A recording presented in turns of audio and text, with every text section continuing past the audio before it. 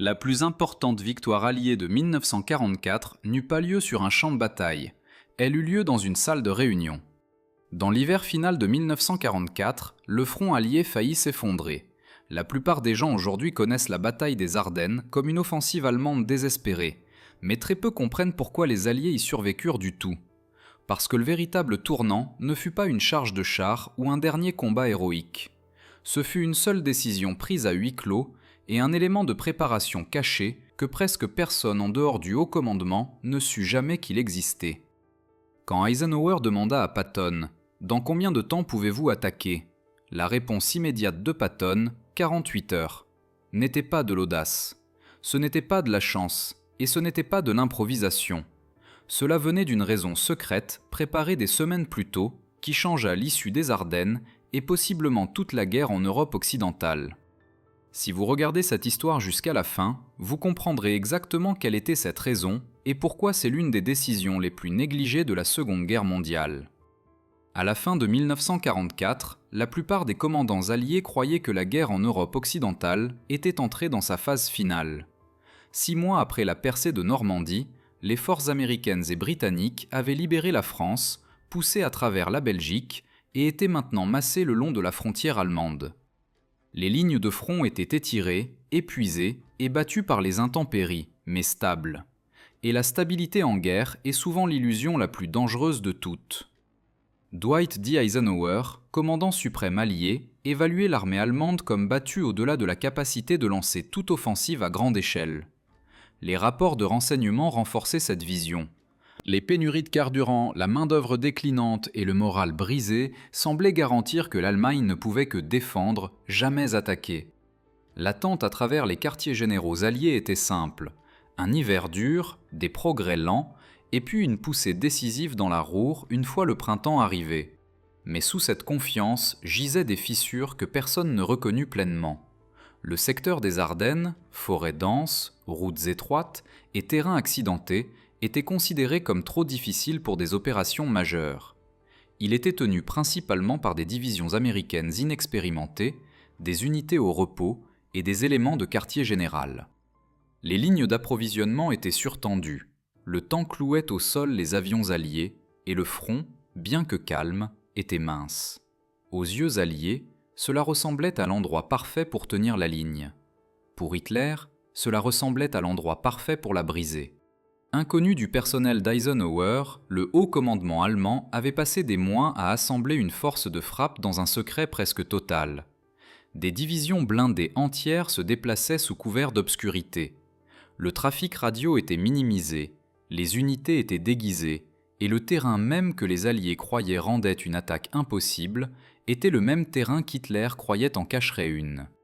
Pour un bref moment en décembre 1944, le front occidental semblait stable, prévisible, contrôlé, gérable. Mais en quelques jours, cette illusion se briserait.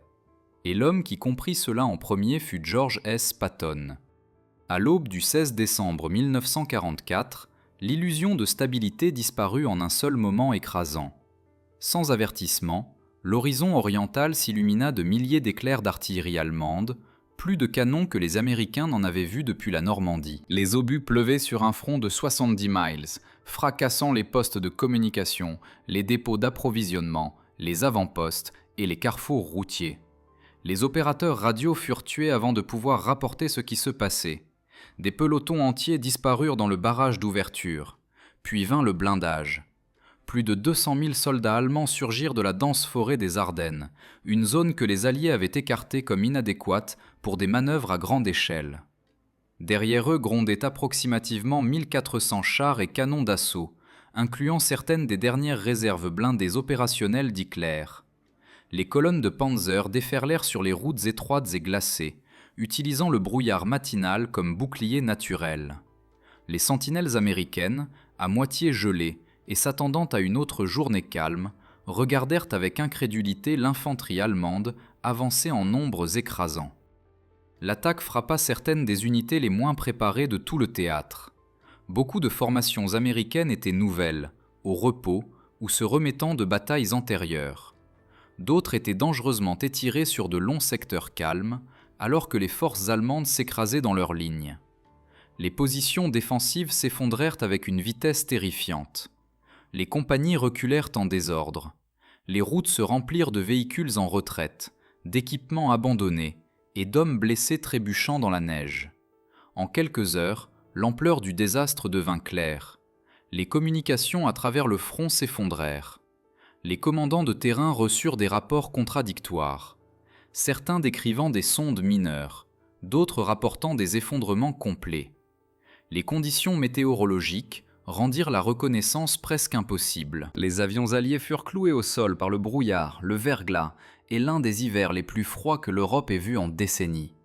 Le brouillard qui aveugla les yeux alliés devint la couverture parfaite pour le blindage allemand. Alors que le matin se transformait en après-midi, un renflement massif et un coin toujours s'élargissant commença à déchirer la ligne alliée. Bastogne, un carrefour routier vital au centre de la région, était soudain en danger. Si Bastogne tombait, les têtes de lance blindées allemandes pourraient atteindre la rivière Meuse, diviser les forces américaines en deux et défaire tout le front occidental. Au quartier général-chef, Eisenhower et son personnel regardèrent la situation spiraler bien au-delà de ce que quiconque avait prédit. Les rapports arrivaient trop vite pour être vérifiés. Divisions débordées, régiments encerclés, unités disparaissant de la carte.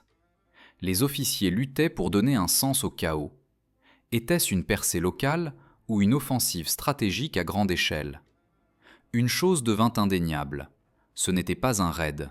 Ce n'était pas une attaque de perturbation. C'était un pari allemand majeur, la dernière tentative désespérée d'Hitler pour changer le cours de la guerre. À la fin du 16 décembre, Eisenhower faisait face à la crise la plus sérieuse depuis les débarquements de Normandie. Et tandis que la plupart des commandants se démenaient pour comprendre ce qui se passait, un homme avait déjà commencé à calculer ce qui devait être fait. George S. Patton. Le 19 décembre, l'ampleur de la percée allemande était devenue impossible à nier. Ce qui commença comme des rapports épars d'effondrements locaux formait maintenant une seule image terrifiante. Une poussée blindée massive fonçant droit vers le cœur de la ligne alliée. Le bord occidental du renflement s'élargissait d'heure en heure. Bastogne était presque encerclée. Des unités américaines entières étaient coupées, incapables de battre en retraite ou de se réapprovisionner. Il était clair que si les Alliés ne répondaient pas immédiatement et de façon décisive, l'offensive allemande pourrait déchirer tout le front en deux.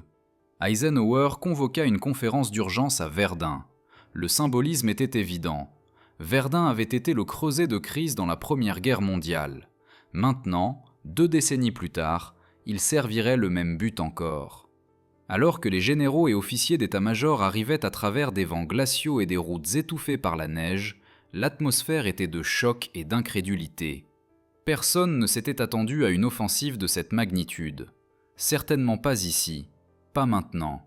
Dans la salle de commandement, des cartes couvertes de flèches rouges montraient la sombre réalité. Les têtes de lance allemandes plongeaient profondément vers la rivière Meuse. Les carrefours routiers clés tombaient en succession rapide. Le temps clouait encore au sol les avions alliés, supprimant leur plus grand avantage. Et partout à travers les Ardennes, les forces américaines combattaient isolées, en infériorité numérique et incertaines de ce qui se trouvait au-delà de la prochaine crête. Eisenhower ouvrit la réunion brutalement. Il n'y avait pas de temps pour les reproches, pas de temps pour les disputes. L'attaque allemande avait obtenu la surprise stratégique. La ligne alliée pliait et la situation se détériorait plus vite que le quartier général ne pouvait y réagir. La question n'était plus à quel point c'est grave. La question était comment l'arrêtons-nous ? Il se tourna d'abord vers les commandants responsables du secteur central. Le personnel d'Omar Bradley estima qu'il pourrait falloir 6 à 8 jours pour déplacer assez de forces pour former une contre-attaque cohérente. D'autres généraux étaient également prudents. Les routes d'hiver étaient traîtresses. Les embouteillages s'étendaient sur des miles, et les unités étaient enchevêtrées dans des routes d'approvisionnement complexes qui ne pouvaient simplement pas être déracinées du jour au lendemain. Un par un, les commandants expliquèrent que redéployer des formations majeures sous ces conditions serait lent, dangereux et extrêmement limité.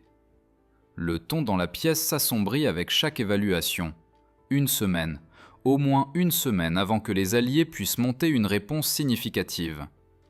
Puis Eisenhower se tourna vers le seul homme qui était resté silencieux, George S. Patton. Patton se tenait debout, les mains derrière le dos, écoutant avec une expression mince et illisible. Il n'avait pas besoin de plus de rapports, il n'avait pas besoin de plus de temps. Tandis que d'autres essayaient encore de saisir l'ampleur de la crise, il avait déjà commencé à calculer le contre-coup. Eisenhower posa la question qui résonnerait à travers l'histoire. « George, dans combien de temps pouvez-vous attaquer ?» Il n'y eut pas de pause, pas d'hésitation, aucune qualification. Patton répondit comme si la décision avait déjà été prise. « Je peux attaquer avec 3 divisions en 48 heures. » La pièce tomba silencieuse. Certains officiers se tournèrent les uns vers les autres, certains d'avoir mal entendu. D'autres regardèrent simplement fixement. Personne n'y croyait, personne ne pensait que c'était possible. Mais Patton était venu à Verdun non pas avec le doute, mais avec un plan. Pendant plusieurs secondes après la déclaration de Patton, la salle de conférence resta figée. 3 divisions, 48 heures, au milieu de l'hiver, sur des routes glacées, avec le trafic s'effondrant déjà sous le poids d'une armée en retraite. Cela sonnait moins comme un plan et plus comme une provocation. Certains officiers échangèrent des regards d'incrédulité. D'autres se penchèrent en avant, essayant de lire l'expression de Patton pour tout soupçon de sarcasme. Il n'y en avait aucun. Eisenhower plissa les yeux. « George, c'est sérieux, j'ai besoin d'une vraie estimation. » Patton ne broncha pas. 48 heures est l'estimation.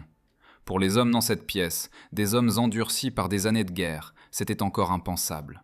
Déplacer une armée de campagne entière n'était pas juste une question de dire aux troupes de marcher vers le nord.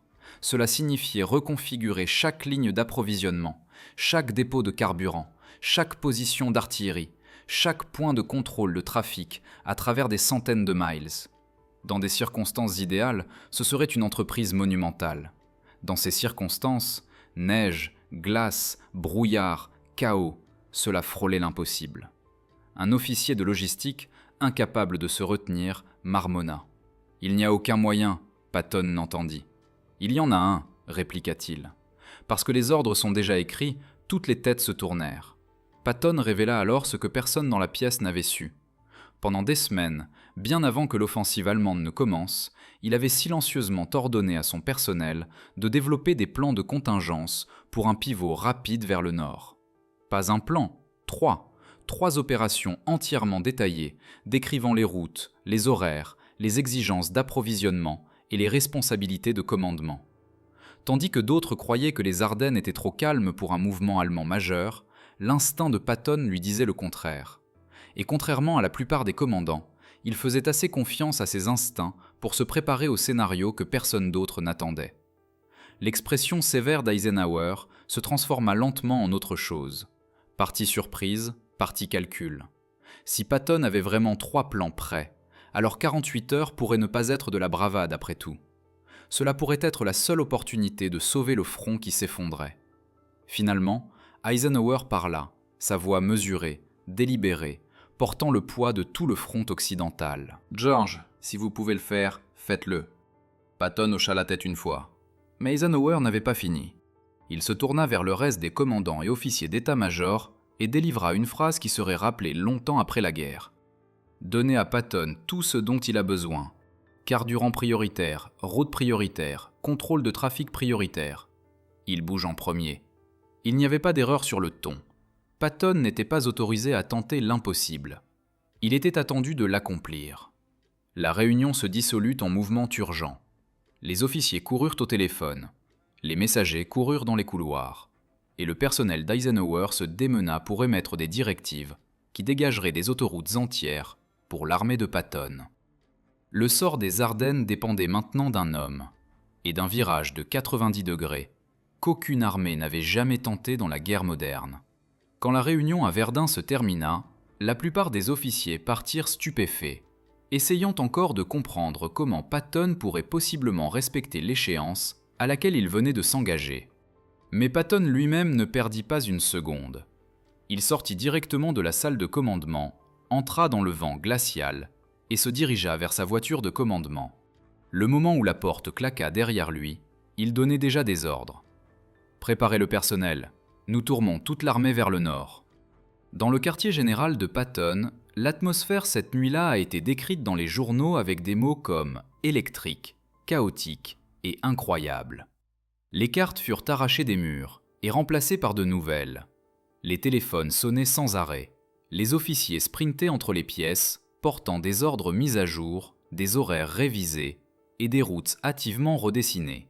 Cela ressemblait moins à un quartier général et plus à un organisme vivant soudain réveillé. C'était le moment où la promesse impossible de Patton commença à se transformer en action. Et la vérité est celle-ci. Il ne pouvait le faire que parce que le travail avait déjà été fait. Des semaines avant l'attaque allemande, tandis que la plupart des commandants alliés considéraient les Ardennes comme un arrière-pays calme, Patton avait silencieusement ordonné à son personnel G2 et G3 d'étudier la région. Il n'aimait pas à quel point elle semblait calme. Il n'aimait pas les indicateurs de renseignement vagues. Il n'aimait pas le schéma des mouvements allemands que d'autres écartaient comme aléatoires ou désespérés. Patton ne savait pas ce qu'Hitler planifiait, mais il sentait que quelque chose clochait, alors il se prépara. Il exigea non pas un, mais 3 plans opérationnels complets pour un pivot vers le nord. Chaque plan incluait des routes de marche détaillées, des calculs de consommation de carburant, des inversions de lignes d'approvisionnement, le repositionnement de l'artillerie et des ingénieurs, des points de contrôle de trafic, des estimations pour la résistance ennemie, et même des routes de contingence si les routes gelaient ou se bloquaient. Ces officiers s'étaient plaints, bien sûr. Ils appelaient cela du travail inutile. Ils disaient que les Ardennes étaient calmes. Ils lui dirent qu'il chassait des ombres, mais Patton insista quand même. Maintenant, alors que l'offensive allemande rugissait en avant et que le front occidental commençait à s'effriter, la planification d'ombre de Patton devint la pièce de préparation la plus précieuse de tout le théâtre de guerre. Il n'avait pas besoin de jours pour réfléchir. Il n'avait pas besoin d'attendre des renseignements mis à jour. Il n'avait pas besoin d'inventer un plan à partir de rien. Tout ce dont il avait besoin était l'approbation d'Eisenhower, et il l'avait. En quelques heures, des colonnes entières de chars et de véhicules de soutien furent redirigées. Les unités se préparant pour leurs propres offensives reçurent soudain l'ordre de lever le camp et de se déplacer immédiatement par des températures glaciales à travers des routes françaises étroites, déjà encombrées de forces en retraite. Des unités de police militaire furent déployées le long des intersections clés pour diriger le trafic nuit et jour. Les camions de carburant furent envoyés en course en avant pour établir des dépôts avancés le long du nouvel axe d'avance. Les régiments d'artillerie commencèrent à calculer les lignes de tir pour des positions qu'ils ne s'attendaient pas à occuper. Les bataillons d'ingénieurs se préparèrent à dégager les routes, construire des ponts de fortune et remorquer les véhicules hors de la glace et de la neige. Tout ce que Patton avait discrètement planifié se déroulait maintenant en temps réel. Mais l'ampleur de la manœuvre était sans précédent. Aucune armée moderne n'avait jamais tenté de se réorienter de 90 degrés sur des centaines de miles en hiver sous pression. Et tout en se préparant à attaquer un ennemi entièrement mobilisé, la troisième armée ne changeait pas simplement de direction. Elle réinventait toute sa posture opérationnelle. En moins de 2 jours, Patton se déplaça parmi son état-major comme une force de la nature. Il exigea des mises à jour précises sur quelles unités bougeaient, quelles routes étaient bloquées, quel dépôt de carburant était prêt et quelle formation arriverait en premier. Il vérifia personnellement les réseaux radio, révisa les tables de marche et questionna les officiers sur le timing à la minute près. Selon plusieurs récits, il semblait presque énergisé par l'ampleur de la tâche, comme si cette crise était exactement le défi de champ de bataille qu'il avait attendu. Et derrière chaque ordre frénétique, chaque carte redessinée, chaque instruction criée, une vérité ressortait. Patton n'improvisait pas, il ne jouait pas, il n'espérait pas. Il exécutait un plan qu'il avait perfectionné bien avant que la crise ne commence, un plan que presque personne ne savait exister. Dans la nuit du 19 décembre, alors que la plupart des commandants alliés digéraient encore l'ampleur de la crise, la troisième armée de Patton était déjà en mouvement. Pas entièrement, pas parfaitement, mais bougeant frénétiquement, agressivement, impitoyablement. Le genre de mouvement qui n'arrive que quand une structure de commandement entière est arrachée d'une direction et poussée dans une autre. Des convois qui se dirigeaient vers l'est tournèrent soudainement vers le nord. Des unités qui se préparaient à attaquer dans un secteur reçurent l'ordre de faire leurs bagages instantanément. Des bataillons qui s'attendaient à un hiver tranquille furent dits de marcher maintenant à travers neige, glace et obscurité. Et partout dans le nord-est de la France et le Luxembourg, la même transformation se répéta. La troisième armée pivotant comme un organisme d'acier massif, chaque partie s'ajustant au choc d'une nouvelle mission qui avait été livrée sans avertissement. Ce qui rendait cela presque surréaliste était qu'aucun de ces hommes ne connaissait la vue d'ensemble. La plupart des soldats n'avaient aucune idée qu'il y avait une offensive allemande majeure. Ils ne connaissaient que la version simple.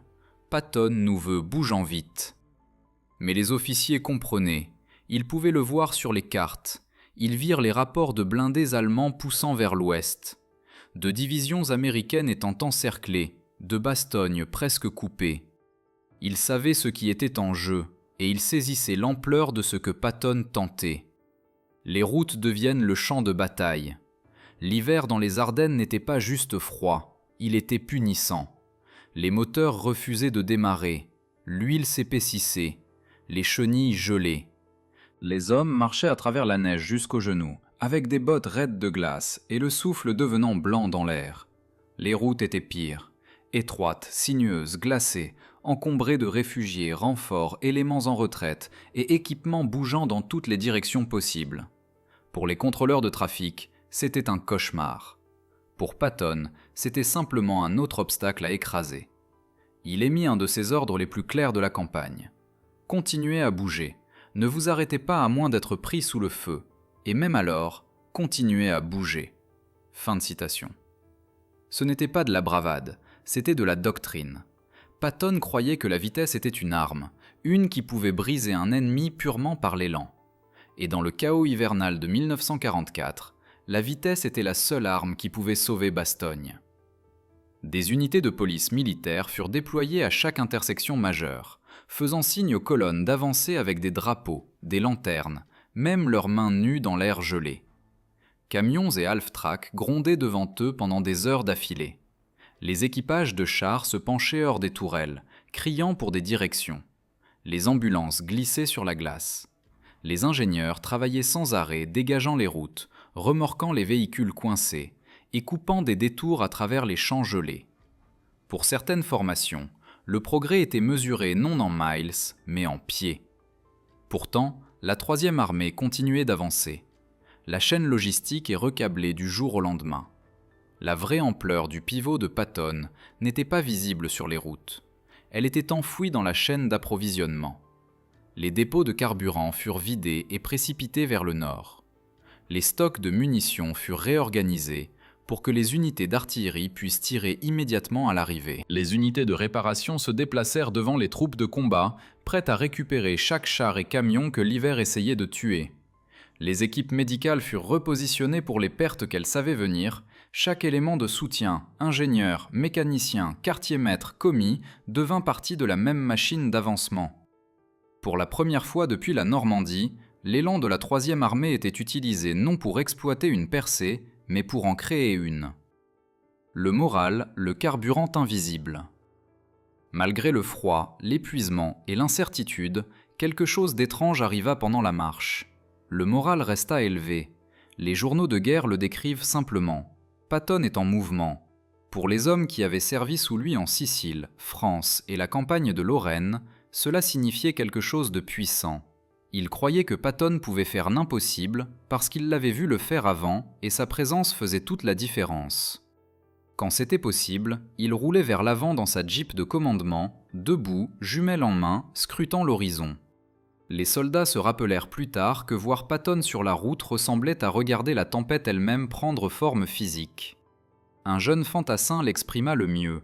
Quand Patton passa, on avait l'impression qu'on pouvait affronter toute l'armée allemande. J'ai la pression qui monte de Bastogne. Pendant que l'armée de Patton avançait vers le nord, à l'intérieur de Bastogne, la situation se détériorait d'heure en heure. L'artillerie allemande martelait le périmètre. Les provisions s'amenuisaient. Les tentes médicales débordaient. Les températures tombèrent sous le point de congélation. Les défenseurs, principalement la 101e aéroportée et des éléments de la 10e division blindée, étaient épuisés, encerclés et à court de tout sauf de résolution.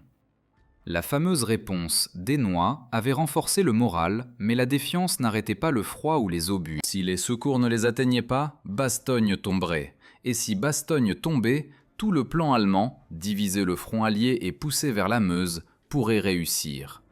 Tout dépendait maintenant de Patton. Une armée en mouvement, une horloge qui se ferme. Le 21 et 22 décembre, les éléments de tête de la 3e armée commencèrent à atteindre les routes du nord du Luxembourg. Certaines unités engagèrent les forces allemandes presque immédiatement. D'autres rampèrent vers l'avant pouce par pouce, combattant le terrain autant que l'ennemi. Mais l'impossible arrivait. En moins de 48 heures, la 3e armée, des dizaines de milliers d'hommes, des milliers de véhicules, des divisions entières avaient pivoté de 90 degrés et se réorientèrent vers Bastogne. Et ils ne ralentissaient pas. La course pour briser l'encerclement avait commencé. Pendant que l'armée de Patton se griffait un chemin vers le nord à travers glace et chaos, la situation à l'intérieur de Bastogne devenait plus désespérée à chaque heure. Ce qui avait commencé comme une défense ténue devenait un siège, et le siège se resserrait. La 101e division aéroportée, renforcée par des éléments de la 10e division blindée, tenait l'anneau défensif de la ville. Mais tenait est un mot généreux. Ils endurèrent, ils gelèrent, ils saignèrent. Ils repoussèrent attaque après attaque de l'infanterie, chars et artillerie allemands, souvent avec peu plus que du cran et quelle que soit la munition qui restait dans leur poche. Les Allemands comprenaient les enjeux aussi clairement que les Américains. Bastogne était le nœud tenant l'avance allemande ensemble. Le couper et toute l'offensive se défaisait. Le capturer et la route vers la Meuse s'ouvrait grand. C'est pourquoi l'artillerie allemande pilonna le périmètre impitoyablement jour et nuit, à travers brouillard et neige, avec à peine une pause. À l'intérieur de la ville, les conditions étaient brutales. Les stations médicales étaient submergées, la morphine manquait, les bandages étaient récupérés, lavés, réutilisés, les blessés gisaient dans des postes de secours glacés, leur souffle gelant au-dessus d'eux en petits nuages. Les médecins travaillaient à la lumière de lanternes, enveloppés dans des couvertures, leurs mains tremblant d'épuisement et de froid. Partout, la même question planait sur les défenseurs. Quand les secours arriveront-ils ? Et personne n'avait de réponse. Le moment des noix. Le 22 décembre, des officiers allemands approchèrent les lignes américaines sous un drapeau blanc, exigeant la reddition. Le commandant de division par intérim, le général de brigade Anthony McAuliffe, griffonna la réponse maintenant célèbre « des noix ». C'était une brève étincelle de défiance, un petit éclat d'humour dans un cauchemar qui empirait. Mais la défiance seule n'arrêterait pas le froid, ou l'artillerie, ou les chars qui se massaient à l'extérieur de la ville. Coupe transversale. L'armée de Patton pousse vers le nord. Pendant que Bastogne luttait pour rester vivante, les divisions de tête de Patton menèrent leur propre guerre d'usure. La 4e division blindée servant de fer de lance rencontra des défenses allemandes qui étaient de plus en plus frénétiques, de plus en plus concentrées.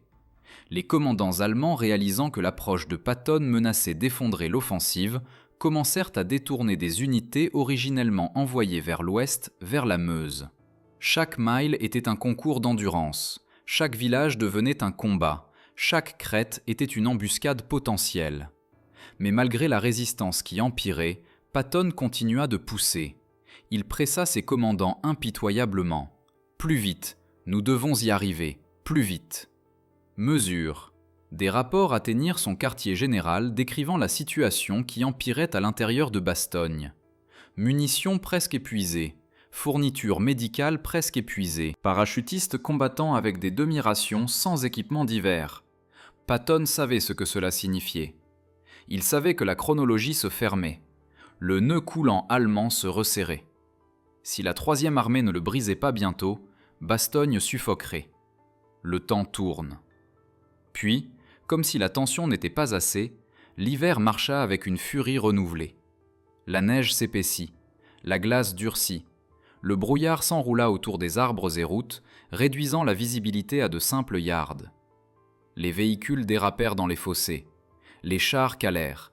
Les colonnes de marche ralentirent à un crawl. Patton répondit de la seule façon qu'il connaissait, en accélérant la pression.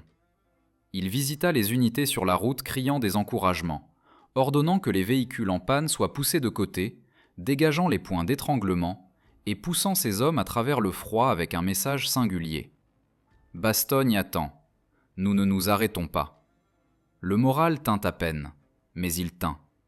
Point de rupture de Bastogne. Les 24 et 25 décembre, les défenseurs à l'intérieur de Bastogne étaient presque à la limite de l'endurance humaine. L'artillerie allemande augmenta en intensité. Certains trous de Renarc furent réduits à des cratères boueux remplis de glace et de boue. Les blessés frissonnaient dans des sous-sols, pendant que les obus craquaient au-dessus. L'état-major de Macauliffe gardait un visage brave, mais en privé, il savait que si des secours ne les atteignaient pas bientôt, les lignes finiraient par se briser. Les approches se rétrécissent. Pendant ce temps, la 3e armée fermait la distance. La 4e division blindée se bâtit un chemin vers la ville, écrasant les positions de blocage allemandes qui devenaient plus désespérées d'heure en heure. Chaque engagement drainait un temps précieux, mais révélait aussi quelque chose d'important. Les Allemands ne s'étaient pas attendus à ce que Patton arrive si vite. Ils réagissaient, ne planifiaient pas, et ce changement, réaction allemande versus élan américain, était le premier signe que la marée tournait. Une ville au bord, une armée en mouvement. Le jour de Noël, l'écart entre le fer de lance de Patton et Bastogne se resserra à seulement quelques miles. Les défenseurs à l'intérieur de la ville pouvaient entendre une artillerie distante qui n'était pas dirigée contre eux. Artillerie américaine avançant vers le nord. Les secours arrivaient. Pas assez tôt, mais proches. La course entra dans ses heures finales. Dans les premières heures du 26 décembre, la course pour Bastogne atteignit son étirement final haletant. La 3e armée avait roulé vers le nord pendant des jours, combattant terrain, météo, épuisement et résistance allemande avec une férocité qui défiait toute attente militaire.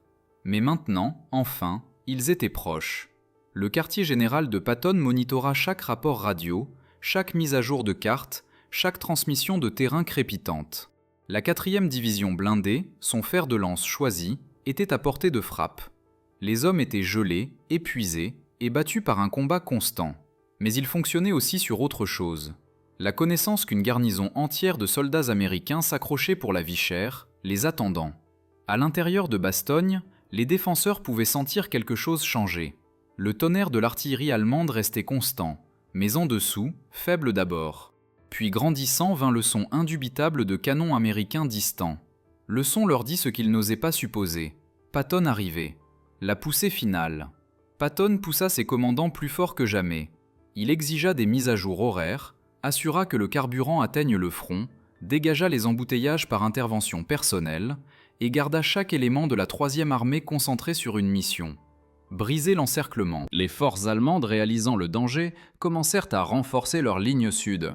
Des unités qui étaient censées rouler vers l'ouest, vers la Meuse, furent plutôt traînées en arrière pour bloquer l'avance de Patton. Le calendrier allemand, autrefois si précis, avait commencé à se fracturer. Les commandants se plaignirent de pénurie de carburant, communications brisées et pertes montantes. Pourtant, les Allemands combattirent avec le désespoir d'hommes qui comprenaient les enjeux. Ils lancèrent des contre-attaques le long des approches sud de Bastogne, ralentissant le progrès américain à un crawl broyant. Chaque village devint un champ de bataille, chaque crête nécessita un combat, chaque avance fut payée en sang. Mais la 3e armée ne s'arrêterait pas. Le fer de lance commandement de combat R, peu avant 16 heures, le commandement de combat R de la 4e division blindée se bâtit un chemin à travers le village tenu par les Allemands d'Assenois, juste quelques miles au sud de Bastogne. C'était ici, dans ce petit hameau, que la barrière finale gisait. Les défenseurs allemands jetèrent tout ce qu'ils avaient dans le combat, mitrailleuses, armes anti-chars, assauts d'infanterie à travers des champs couverts de neige. La bataille fit rage à travers les maisons, à travers des rues étroites et le long de la route glacée qui menait directement à Bastogne. Puis, à approximativement 16h50, cela arriva. Contact avec Bastogne, tout le monde. Une petite patrouille de chars américains et d'infanterie menée par le lieutenant Charles Bogaz de la compagnie C, 37e bataillon de chars, poussa au-delà des dernières positions allemandes et franchit une élévation surplombant le bord sud de Bastogne. Au loin, ils virent des formes familières, parachutistes de la 101e aéroportée faisant signe, signalant avec casques et bras la liaison avait été faite. Le siège de Bastogne, une des défenses les plus désespérées de toute la guerre, avait été brisé. Ce n'était pas une scène grandiose, pas de visuel balayant, juste une poignée de chars, quelques douzaines de fantassins épuisés et parachutistes qui avaient survécu sur du cran et des provisions qui s'amenuisaient pendant des jours. Mais son poids symbolique était énorme. Les unités américaines qui avaient été encerclées, isolées et pilonnées impitoyablement par l'artillerie allemande étaient maintenant connectées une fois de plus au front allié. Les provisions pouvaient maintenant couler, les renforts pouvaient entrer, les pertes pouvaient être évacuées. Les défenseurs, qui avaient tenu par pure volonté, pouvaient enfin respirer. Réaction de Patton. Quand les nouvelles de la percée atteignirent Patton, il ne se vanta pas, il ne se vanta pas, il ne célébra pas. Il dit simplement « Un homme doit faire de son mieux si nous gagnons ». C'était une remarque typiquement modeste d'un commandant dont l'audace venait d'accomplir ce que beaucoup croyaient impossible. Pas la fin, seulement l'ouverture. Mais briser l'encerclement n'était pas la fin. Les Allemands tenaient encore les hauteurs environnantes. Leurs forces étaient retranchées dans de solides positions défensives et le temps demeurait brutal. La 3e armée devait élargir le corridor, sécuriser les lignes d'approvisionnement et repousser les Allemands pour empêcher une autre tentative d'encerclement. Les combats continuèrent pendant des jours. Certains des affrontements les plus féroces de toute la campagne des Ardennes eurent lieu après la jonction. La Wehrmacht, sentant leur offensive leur échapper, jeta toutes les réserves qu'elle pouvait rassembler. Mais le tournant psychologique avait déjà eu lieu. Au moment où les hommes de Patton atteignirent Bastogne, l'élan de la bataille des Ardennes bascula décisivement vers les Alliés, le pari qui porta ses fruits. La dernière tentative désespérée d'Hitler de diviser le front allié et forcer une paix négociée s'effondrait maintenant. La manœuvre de Patton, sans précédent par son ampleur et sa vitesse, avait brisé le calendrier allemand, perturbé leur rythme opérationnel et restauré la cohésion alliée. L'impossible avait été fait, les encerclés avaient été atteints, et ce qui avait commencé comme un désastre pour les Alliés avait été transformé en l'une de leurs actions les plus célébrées, parce qu'un général s'était préparé pour un moment auquel personne d'autre ne croyait. Quand la jonction à Bastogne fut confirmée, le commandement allié ressentit une vague de soulagement qui ne peut être surestimée. Pendant des jours, Eisenhower et son état-major avaient regardé la carte changer à une vitesse terrifiante, alors que les flèches allemandes poussaient vers l'ouest, menaçant de diviser les armées alliées en deux. Mais maintenant, enfin, l'élan changeait, et ce changement se produisait dans des endroits bien au-delà de Bastogne elle-même. À l'intérieur du quartier général allemand, l'humeur était entièrement différente. Il n'y avait eu aucune place pour l'optimisme, même avant la percée. Mais maintenant, les échecs en cascade devenaient impossibles à ignorer. Les pénuries de carburant paralysaient les unités blindées. Les routes se bloquaient avec des contre-attaques américaines inattendues. Le temps, autrefois un allié puissant, commença à se dégager, ramenant les avions alliés rugissant dans les cieux. Et le pire de tout, l'avance de Patton avait forcé les commandants allemands à détourner des unités destinées à la poussée principale vers la Meuse. Le grand pari allemand dépendait de la vitesse, du choc et des poussées coordonnées. Patton perturba les trois. Le calendrier allemand se brise. Le plan original pour l'offensive des Ardennes exigeait que la Wehrmacht atteigne rapidement la rivière Meuse, sécurise les traversées et se déploie vers Anvers. Mais le pivot rapide de Patton et l'assaut subséquent du Sud forcèrent les Allemands à réallouer leurs réserves. Au lieu de courir vers l'ouest, les blindés allemands étaient maintenant empêtrés dans une lutte désespérée pour bloquer la pointe de Patton. Chaque heure où Patton avançait vers le nord était une heure volée au calendrier d'Hitler. Le haut commandement allemand s'en rendit compte trop tard. Au moment où ils comprirent l'ampleur du mouvement de Patton, l'initiative avait glissé de leurs mains. Les rapports du terrain étaient sombres. Les divisions Panzer étaient immobilisées par manque de carburant. Les unités d'infanterie manquaient de munitions. Le moral s'effondra, alors que la puissance aérienne alliée revenait. Les communications se rompirent à travers les forêts brisées et les routes couvertes de neige. Un officier allemand écrivit plus tard que la situation donnait l'impression de regarder l'offensive saigner dans la neige. La coordination alliée rapide restaurée. Eisenhower comprit que le succès de Patton était plus que simplement tactique. C'était la colle opérationnelle. L'acte qui reconnecta un front en danger de se diviser. Alors que les corridors d'approvisionnement s'ouvraient et que les renforts commençaient à affluer à Bastogne, la ligne alliée plus large retrouva sa cohérence. Les divisions qui avaient été au bord de l'effondrement se stabilisèrent maintenant. Les contre-attaques devinrent possibles. Le moral monta en flèche. Pour la première fois depuis le 16 décembre, ce furent les Allemands qui se sentirent encerclés. Pressés du nord par les forces défendant le saillant, du sud par la 3e armée de Patton, et de l'air par les avions alliés attaquant maintenant avec vengeance. L'état-major d'Eisenhower, autrefois proche de la panique, passa maintenant à un optimisme prudent. Le commandant suprême avait pris un risque en soutenant Patton. Mais c'était un risque calculé et qui avait porté ses fruits. L'évaluation privée d'Eisenhower. Dans des journaux et souvenirs ultérieurs, l'état-major d'Eisenhower décrivit la réunion de Verdun comme le moment où la guerre en Europe occidentale faillit s'échapper. 19-2. Mais ils décrivirent aussi autre chose. La confiance tranquille qu'Eisenhower montra quand Patton fit sa promesse de 48 heures. Il avait compris quelque chose que les autres ne comprenaient pas. Que la combinaison unique de Patton, de préparation, d'intuition et d'audace rendait une telle manœuvre possible. Après la jonction, Eisenhower aurait dit à son cercle intime « La manœuvre de Patton fut l'opération la plus brillante de la guerre. Il n'y a pas de revers. » Pour un commandant qui utilisait rarement les superlatifs, c'était un compliment stupéfiant. Eisenhower reconnut que le soulagement de Bastogne n'était pas accidentel. C'était le résultat d'un commandant qui non seulement anticipa le mouvement de l'ennemi, mais façonna le champ de bataille avant que la crise n'arrive. L'offensive allemande manque de temps et de carburant. Au début de janvier 1945, l'offensive allemande s'effondrait.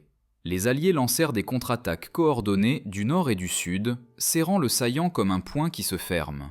L'avance allemande s'enlisa, puis recula. Des divisions blindées entières, incapables de faire le plein, furent abandonnées ou détruites. La forêt des Ardennes devint un cimetière de chars et de camions. Les commandants de terrain rapportèrent des pénuries catastrophiques. L'un écrivit « Sans carburant, nous ne sommes plus une armée ». Pendant ce temps, les Alliés avaient regagné tout le terrain perdu pendant la poussée allemande initiale. La contre-offensive continua à travers les tempêtes de neige et les forêts gelées jusqu'à ce que les lignes soient restaurées, puis poussées vers l'avant. Pour l'Allemagne, le coup de l'offensive des Ardennes fut dévastateur. Leur dernière réserve stratégique avait disparu. Leur dernier espoir d'une paix négociée s'évapora. Leur force blindée ne se rétablit jamais. Leur capacité à résister à la prochaine poussée alliée en Allemagne s'effondra. Ce qu'Hitler envisageait comme un contre-coup décisif était devenu une catastrophe stratégique. Le rôle de Patton dans l'image d'ensemble. Pour Patton, le soulagement de Bastogne n'était pas simplement un accomplissement tactique. C'était l'aboutissement d'une philosophie qu'il porta tout au long de la guerre. Anticiper l'inattendu, agir de manière décisive et frapper avant que l'ennemi puisse penser. Sa planification préventive et la vitesse avec laquelle il l'exécuta transformèrent ce qui aurait pu être la plus grande défaite des Alliés depuis le col de Kasserine en un moment pivot d'élan retrouvé. Les historiens considèrent maintenant le pivot de la 3e armée comme une étude de cas de brillance opérationnelle. Les étudiants en stratégie militaire analysent encore la capacité de Patton à transformer l'intuition en préparation et la préparation en action sous une pression temporelle extrême. L'effet psychologique sur les troupes alliées fut immense. Les soldats qui se sentaient isolés et abandonnés virent soudain les chars de Patton rouler vers eux à travers la neige et la fumée. Le soulagement n'était pas seulement physique, il était symbolique. Un homme qui refusait d'accepter l'impossible était arrivé pour briser l'impossible. Et alors que l'offensive allemande s'effondrait, une vérité devint claire pour chaque commandant allié. La bataille avait tourné parce que Patton avait tourné son armée en premier. En janvier 1945, l'offensive des Ardennes était devenue ce que les commandants allemands craignaient secrètement qu'elle devienne, un échec catastrophique. Les Alliés avaient regagné presque tout le terrain perdu pendant l'attaque surprise d'Hitler. Les pointes blindées allemandes étaient brisées, leur carburant épuisé, leurs réserves dépensées. Ce qui commença comme un pari audacieux pour diviser les armées alliées, se termina comme un effondrement lent et écrasant à travers la neige et la glace. Mais au milieu des débris des Ardennes, une opération se distinguait. Une manœuvre que les historiens, les officiers et même les soldats qui l'ont vécue luttent encore pour comprendre pleinement. Le virage à 90 degrés de la 3e armée en 48 heures. Pour l'état-major d'Eisenhower, ce n'était pas seulement rapide, ce n'était pas seulement audacieux, c'était sans précédent. Aucune armée moderne n'avait jamais exécuté une telle réorientation dans des conditions de combat en hiver, à travers des routes encombrées, tout en combattant un ennemi entièrement mobilisé. L'ampleur seule défiait la logique. La vitesse lui donnait une qualité presque mythique. Et la partie la plus étonnante était celle-ci. Patton s'y était préparé, avant que quiconque sache que ce serait nécessaire. La réflexion d'Eisenhower. Dans les jours suivant le soulagement de Bastogne, Eisenhower examina les rapports d'après-action, les journaux du personnel et les témoignages de première main. Plus il lisait, plus l'histoire devenait extraordinaire. Les réfugiés se déplaçant sur des routes bloquées par la neige avaient regardé d'interminables colonnes de chars poussant vers le nord.